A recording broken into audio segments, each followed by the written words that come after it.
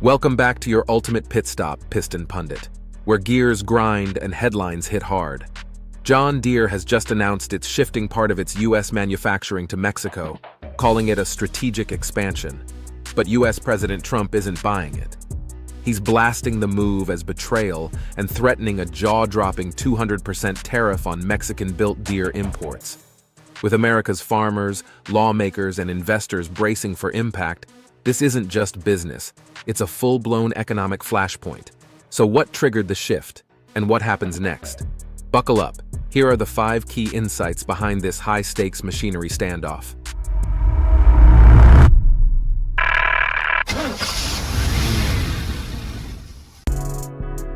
The trigger, why Deere is moving to Mexico. John Deere's $55 million investment in a new manufacturing facility in Monterrey, Mexico, set to begin production by 2026, marks more than a simple expansion. It's a strategic shift.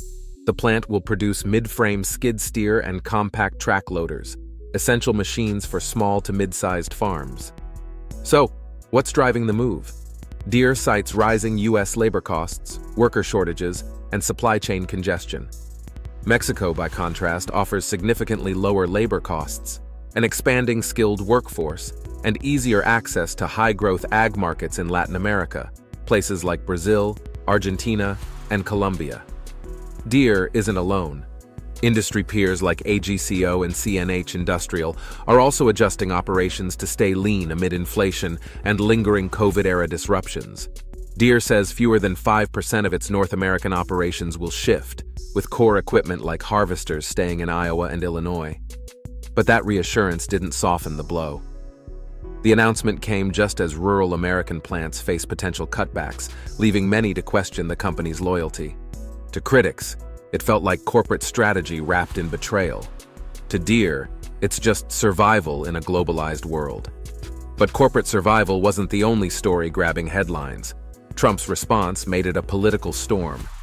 Trump fires back, tariffs on the table. Donald Trump wasted no time turning Deere's Mexico move into a political flashpoint.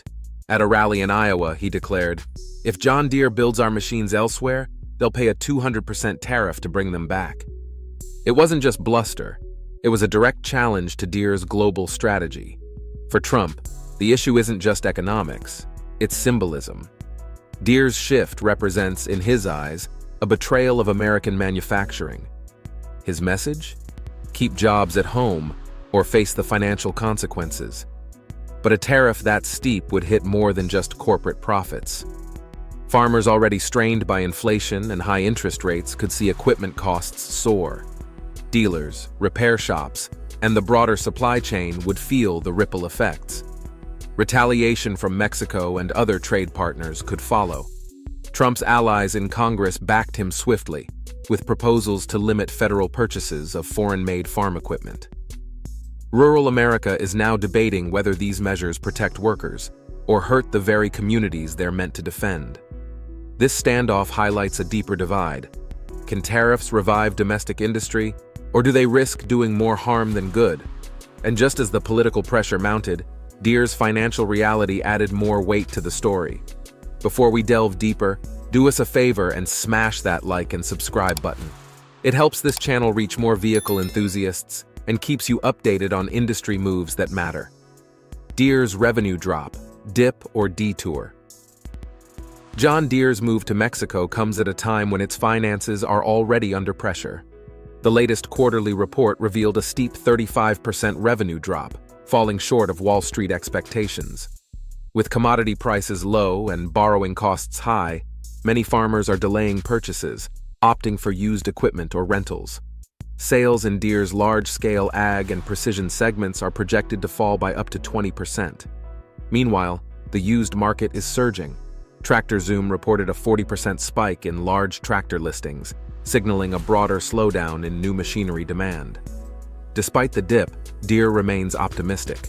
The company expects up to $5.5 billion in net income for 2025 and is leaning into cost-cutting and automation. Investors appear to agree. After a brief stumble, the stock rebounded. Strategically, Deere is shifting its focus outward. Over half of its ag and turf exports now go to Canada, Europe, Brazil, and Australia, giving it room to operate globally even as domestic challenges mount. The company is walking a fine line, balancing political backlash at home with a broader push toward global efficiency. Whether that gamble pays off remains to be seen. But it's not just finances steering Deere's next chapter. Tech is playing an even bigger role in reshaping the company's future. Smart machines, silent jobs, Deere's push into automation.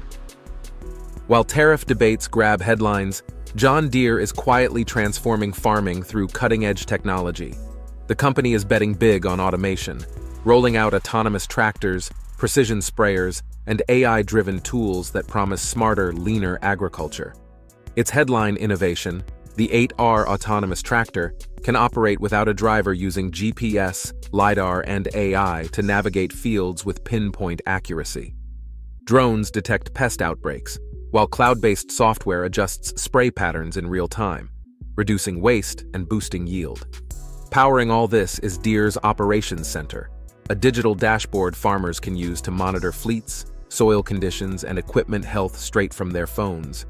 In Brazil, Deere is even bundling Starlink connectivity to reach remote farmland. But here's the catch. These machines don't care where they're built. Whether assembled in Iowa or Mexico, performance, not geography, is what matters. And with automation accelerating, the real disruption isn't offshoring, it's job loss. Oxford Economics projects 20 million manufacturing jobs could vanish by 2030 due to robotics. Deere isn't replacing Americans with Mexicans, it's replacing people with machines. The real question now, are we training workers fast enough for a future where tractors drive themselves?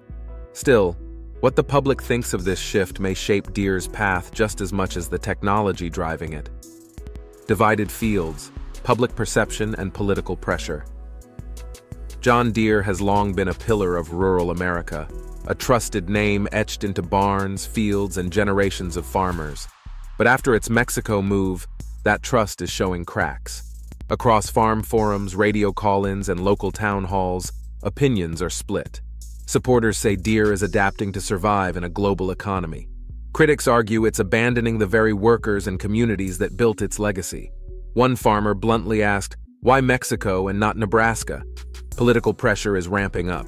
Trump allies in Congress have introduced bills to restrict federal purchases of foreign-made ag equipment. Hearings on Deere's strategy are being discussed, and the administration is exploring tariff policies tied to domestic production. Meanwhile, Deere's lobbyists are pushing back, arguing that tariffs won't just squeeze corporate profits, they'll hit farmers hardest by driving up machinery costs during a time of rising global food demand. Deere, for now, isn't retreating. No apologies, no reversals, just a steady march forward. This isn't merely a dispute over factories, it's a deeper battle over what rural America should look like in a rapidly evolving world. And that leads us to the big picture, the deeper transformation that's quietly reshaping what American industry really means. Final drive, where tradition meets transformation. John Deere's decision to expand in Mexico didn't just trigger Trump's tariff threats, it threw a spotlight on a larger reckoning. This is more than one company's move. It's a collision course between economic evolution and the nostalgia of American manufacturing glory.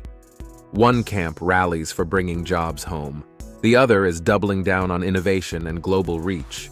But can both coexist, or are we watching the slow fade of the assembly line era?